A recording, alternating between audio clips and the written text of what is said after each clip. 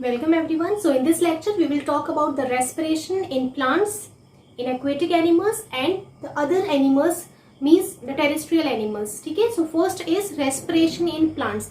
तो प्लांट्स में बेसिकली जो रेस्पिरेशन होता है जैसे हमने पहले देखा था वो स्टोमेटा के थ्रू होता है. ठीक है. स्टोमेटा के थ्रू गैसियस एक्सचेंज होता है तो वो रेस्पिरेशन होता है. बट उनके अलावा भी जो रेस्पिरेशन है प्लांट्स में वो अलग अलग पार्ट्स में अलग अलग पार्ट्स के थ्रू होता है. ठीक है. So by stomata present in leaves and green stems. जितनी भी ग्रीन स्टेम्स रहेंगी या लीव्स रहेंगी उनमें स्टोमेटा है तो स्टोमेटा के थ्रू रेस्पिरेशन हो जाएगा. ठीक है. उसके बाद अब लेंटिसेल्स क्या होती हैं. तो जो वुड होता है ना, जो लकड़ी वाला जो ट्रंक पार्ट होता है, जो ट्रंक पार्ट होता है जहाँ पे ग्रीन पिगमेंट अवेलेबल नहीं होता है और जहाँ पे स्टोमेटा भी नहीं होंगे तो वहां पे रेस्पिरेशन कैसे होगा. तो ये वुडी पार्ट जो है, इन वुडी पार्ट में छोटे छोटे पोर्स होते हैं. आपने देखा होगा ट्रीज में छोटे छोटे पोर्स होते हैं. ठीक है. और इन्हीं पोर्स को बोला जाता है लेंटिसेल्स. ये वुडी पार्ट्स में होता है. ठीक है. और स्टेम पार्ट में भी और रूट्स में भी रहेगा ये. तो इन्हीं ये बोला जाता है, ये पोर्स जो होते हैं इन्हें बोला जाता है लेंटिसेल्स और इनके थ्रू गैसियस एक्सचेंज भी होता है. Next is by root hairs in young roots. मतलब जो यंग प्लांट होता है, यंग प्लांट में जो रूट्स होती हैं, जैसे ये रूट्स हैं तो इन रूट्स में भी बहुत फाइन फाइन हेयर्स होते हैं, बहुत बारीक बारीक हेयर्स प्रेजेंट होते हैं. इन्हें बोला जाता है रूट हेयर्स. और ये रूट हेयर्स क्या करते हैं, सरफेस एरिया इंक्रीज करते हैं एब्जॉर्प्शन का. ठीक है. और इन्हीं रूट हेयर्स के थ्रू वाटर का एब्जॉर्प्शन भी बहुत मैक्सिमम % में हो जाता है. और यही रूट हेयर्स क्या करते हैं, गैसियस एक्सचेंज में भी हेल्प करते हैं. ठीक है. तो जब भी आपसे क्वेश्चन पूछा जा रहा है प्लांट्स में रेस्पिरेशन कितने तरीकों से होता है, कितने वेज से होता है, तो पहला स्टोमेटा होगा उन पार्ट्स में जहाँ पे पिगमेंट अवेलेबल है. ठीक है. जैसे कि आपका ग्रीन लीव्स हो गया, ग्रीन स्टेम्स हो गया. सेकेंड, जहाँ पे ग्रीन पिगमेंट अवेलेबल नहीं है, जो ग्रीन पार्ट्स नहीं है, वहां पे रेस्पिरेशन कैसे होगा, तो थ्रू लेंटिसेल्स. लेंटिसेल्स मतलब पोर्स प्रेजेंट होते हैं वुडी पार्ट्स में या वुडी रूट्स में, तो इनके थ्रू रेस्पिरेशन होगा. नेक्स्ट रेस्पिरेशन जो होगा यंग प्लांट्स में, यंग रूट्स में जो रूट हेयर्स होते हैं उन रूट हेयर्स के थ्रू रेस्पिरेशन होता है. तो ये 3 तरीके हैं जिनके थ्रू रेस्पिरेशन होते हैं. इसके बाद हम देखेंगे respiration in aquatic animals means mainly in fish. तो aquatic animals means what, the animals which are living inside the water. जो पानी में रहने वाले एनिमल्स हैं उनके अंदर रेस्पिरेशन कैसे होता है. क्या उनके पास लंग्स होते हैं या उनके पास कुछ अलग ऑर्गन्स होते हैं जो हेल्प करते हैं रेस्पिरेशन में. तो सबसे इंपॉर्टेंट बात, जो एक्वेटिक एनिमल्स हैं जैसे फिशेज हैं उनके पास लंग्स नहीं होते हैं. ठीक है. कुछ फिश को छोड़ के. अगर हम वेल की बात करूं तो वेल जो है उसके पास लंग होता है, उनके पास गिल्स नहीं है. बट जो मेजर जो फिशेज होती हैं उनके पास गिल्स होते हैं और गिल्स से ही क्या करते हैं, रेस्पिरेशन करते हैं. ठीक है. तो ये गिल्स होती कहाँ है, ये जो आप पूरा स्ट्रक्चर देख रहे हैं ये फिश का स्ट्रक्चर है. ठीक है. इस फिश के स्ट्रक्चर में आपने देखा होगा यहाँ पे कवरिंग होती है हर मछली में. अगर आप टच करके देखोगे और ये उठा के देखोगे ना, ये पार्ट, ये ओपरकुलम जिसे बोलते हैं, कवरिंग है. This part is called operculum. एक कवरिंग होती है. अगर आप उसे हटा के देखोगे ना, जस्ट उसको हटाओगे और आपको अंदर विजिबल हो जाएगा कि वहां पे गिल है. इसको हटाने के बाद यहाँ पे अंदर गिल्स प्रेजेंट होते हैं. ठीक है. तो जैसे ही फिश माउथ से पानी अंदर लेती है, ठीक है, वाटर अंदर लेती है और ये फोर्सफुली अंदर जाकर ओपरकुलम से बाहर निकल आती है. और ओपरकुलम के पास क्या अवेलेबल है, गिल्स प्रेजेंट होते हैं. मतलब कि जैसे ही वाटर अंदर गया, जैसे ही गिल्स के पास से गुजर रहा है पानी, वहां पर गिल्स ने ऑक्सीजन को वाटर से एब्जॉर्ब कर लिया. ठीक है. और जो वाटर है वो इस ओपरकुलम, इस कवरिंग के थ्रू बाहर निकल के आ जाएगा. ठीक है. तो इस तरीके से इसमें होता है. अब जो मछलियां हैं, जो फिशेज हैं, वो ऑक्सीजन कैसी फॉर्म में लेती हैं. जो फिशेज होती हैं they take dissolved oxygen from the water. पानी है, पानी में ऑक्सीजन डिजोल्व होगी. ठीक है. एयर में तो अवेलेबल होती है तो इजीली ले लेते हैं हम लोग, बट पानी में जो ऑक्सीजन डिजोल्व फॉर्म में रहेगी वही डिजोल्व ऑक्सीजन फिशेस उसे लेती हैं. ठीक है. पर जो कंसंट्रेशन होता है ऑक्सीजन का पानी में बहुत कम होता है. क्यों कम होता है, क्योंकि ऑक्सीजन की जो सॉल्युबिलिटी होती है वाटर में बहुत कम होती है as compare to the carbon dioxide. ये तो हमें पता है. ठीक है. तो ऑक्सीजन बहुत इजीली घुल नहीं पाता है. ठीक है. और घुलता भी है तो ज्यादा क्वांटिटी में नहीं घुल पाता है, तो परसेंटेज कम है ऑक्सीजन का. और यही वो रीजन है जिसकी वजह से जो रेट ऑफ ब्रीथिंग है फिशेज में बहुत ज्यादा होती है.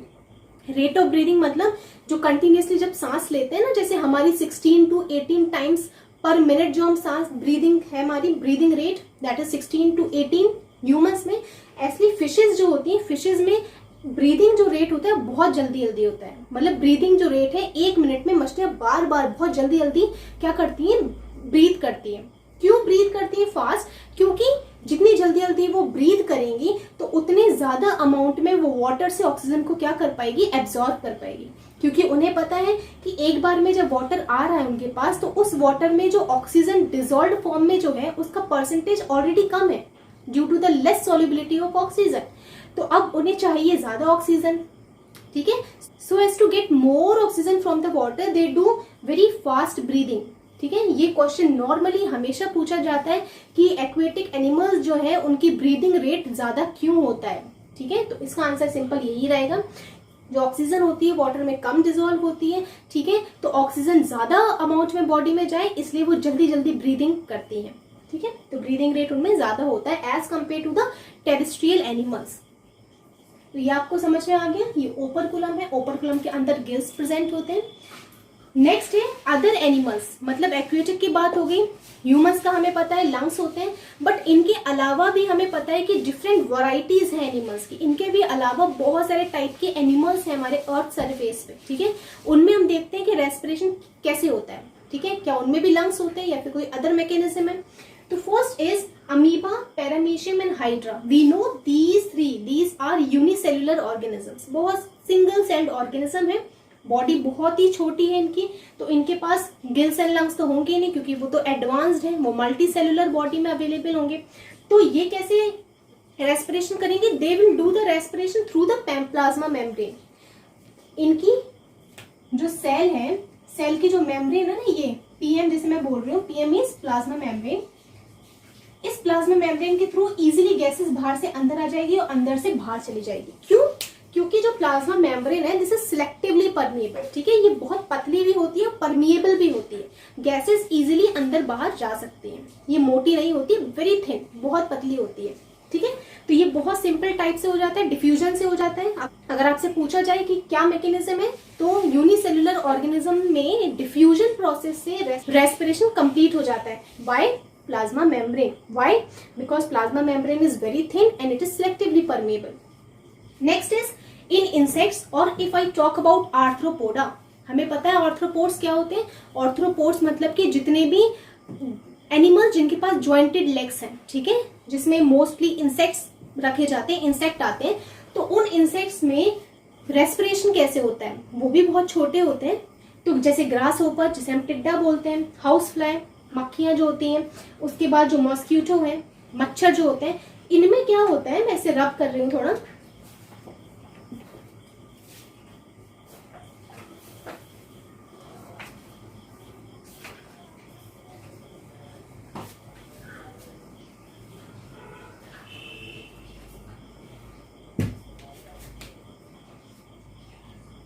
इसके अलावा कॉकरोच में भी ऐसे होता है, मैं कॉकरोच का डायग्राम बना रही हूँ।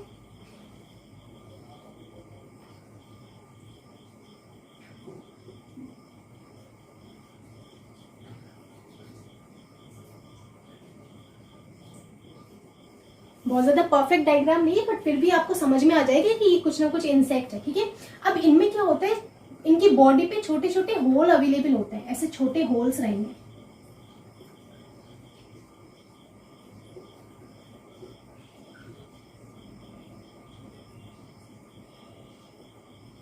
ठीक है। ये होल्स रहते हैं, इन्हीं को बोला जाता है स्पाइरिकल्स। इन्हें बोला जाता है स्पाइरिकल्स। होल्स होते हैं इनकी बॉडी के साइड्स में, एब्डोमेन के साइड्स में होते हैं। अब इन होल से क्या होता है, अंदर ट्यूब्स जाती हैं,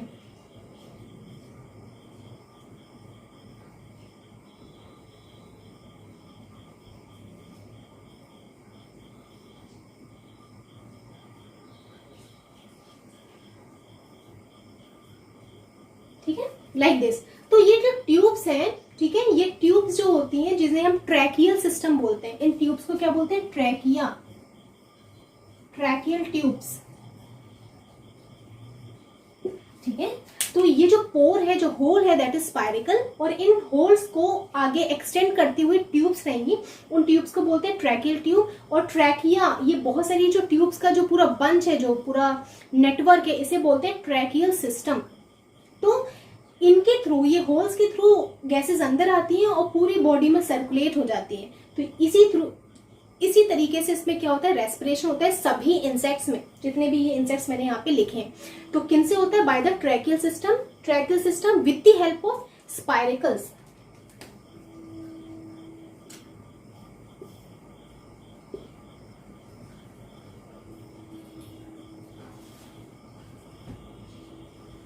स्पाइरिकल्स, ठीक है, जो पोर्स है, ये आपको क्लियर हुआ। नेक्स्ट है फ्रॉग, जो मेंढक होता है। फ्रॉग में क्या है, बहुत स्पेशल है ये, क्योंकि फ्रॉग जो है उसमें लंग्स के थ्रू भी होता है रेस्पिरेशन, स्किन के थ्रू भी होता है, as well as by the gills also, ठीक है।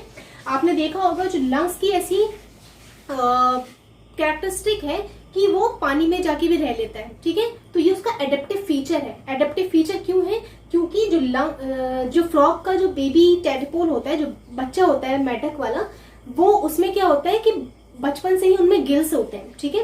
अब गिल्स जब होते हैं तो जो बेबी टेडपोल होता है वो इजीली पानी के अंदर रहता है, पानी के अंदर ही रहता है। पर जैसे जैसे वो ग्रोन अप होता है, जब बड़ा होता है, तो वो जो गिल्स होते हैं वो धीरे धीरे डिसअपियर हो जाते हैं, खत्म होने लगते हैं। बट फिर भी उसका एसेंस तो रहेगा ना, एसेंस उसका रहेगा। तो इसी वजह से जो फ्रॉग होता है वो गिल्स के थ्रू भी कर लेते हैं। एडेप्टिव फीचर है कि पानी में जाएंगे तो उनमें ये फीचर है कि वो पानी के अंदर भी सरवाइव कर लेंगे। और लंग्स भी उनके पास होते हैं, लंग्स के थ्रू भी वो करता है। और स्किन उनकी बहुत ज्यादा सॉफ्ट होती है, मॉइस्ट होती है, गीली टाइप की होगी, तो वो मॉइस्ट स्किन के थ्रू भी रेस्पिरेशन करता है। ये बहुत स्पेशल टाइप का फीचर है फ्रॉग में, जो तीनों तरीके से रेस्पिरेशन करता है। नेक्स्ट है आपका fish tadpole. Fish tadpole means baby tadpole. Fish tadpole सिर्फ और सिर्फ गिल्स के थ्रू करते हैं। गिल्स इसमें वेल डेवलप्ड रहेंगे, पर धीरे धीरे जब ये बड़ा होगा फिर वो रिड्यूस होने लगते हैं। जो बेबी टेडपोल होता है ना, उसका स्ट्रक्चर कुछ इस तरीके का होता है।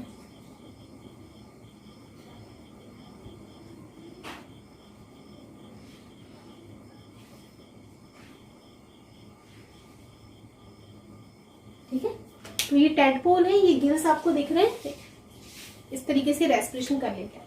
नेक्स्ट है ह्यूमंस, बर्ड्स, रेप्टाइल्स, व्हेल जो फिश है। उसके बाद एम्फीबियंस जो है, मैं यहाँ पे भूल गई हूँ लिखना, एम्फीबियंस है, उनमें भी क्या होता है, लंग्स के थ्रू करते हैं, ठीक है। लंग्स उनमें वेल डेवलप्ड होते हैं क्योंकि बॉडी बहुत बड़ी होती है, ठीक है, तो लंग्स के थ्रू वो करते हैं respiration. Last is earthworm. Earthworm जो होता है वो अपना स्किन के थ्रू रेस्पिरेशन करता है। उसकी जो स्किन होती है वो भी बहुत पतली होती है और उसमें ब्लड वेसल्स का बहुत नेटवर्क रहता है। पूरी जो ब्लड वेसल्स होती हैं पूरी स्किन में प्रॉपरली फैली हुई रहती हैं, तो वो स्किन के थ्रू करता है। स्किन मॉइस्ट भी होती है इनकी, तो जो स्किन के थ्रू रेस्पिरेशन हो रहा है उसे हम क्या बोलते हैं, क्यूटेनियस रेस्पिरेशन बोलते हैं। This term is very important, cutaneous. आपसे पूछा भी जा सकता है what is cutaneous respiration. So the respiration through the skin is called cutaneous respiration. तो जो अर्थवॉर्म होता है ना, अर्थवॉर्म का जैसे ये स्किन है,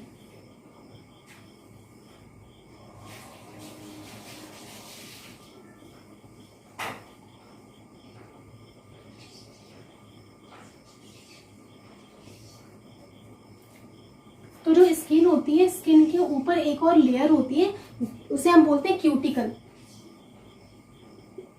और इस क्यूटिकल पे बहुत सारा म्यूकस रिलीज होता है, म्यूकस स्लाइमी सब्सटेंस जो होते हैं वो प्रेजेंट होता है। और ये बहुत सॉफ्ट भी होती है और मॉइस्ट भी होती है। Moistness means due to the mucus. तो जो क्यूटिकल होती है ना, इसी क्यूटिकल के नेम के ऊपर इसे क्यूटेनियस रेस्पिरेशन बोलते हैं, क्योंकि इसी के थ्रू क्या होता है, गैसेस अंदर बॉडी में एंटर कर पाती है। सो स्किन के थ्रू जो respiration, that is also called cutaneous respiration due to this term cuticle which is present over the body of earthworm, and this is very soft and moist which helps in the exchange of gases. So this is all about the respiration. Thank you.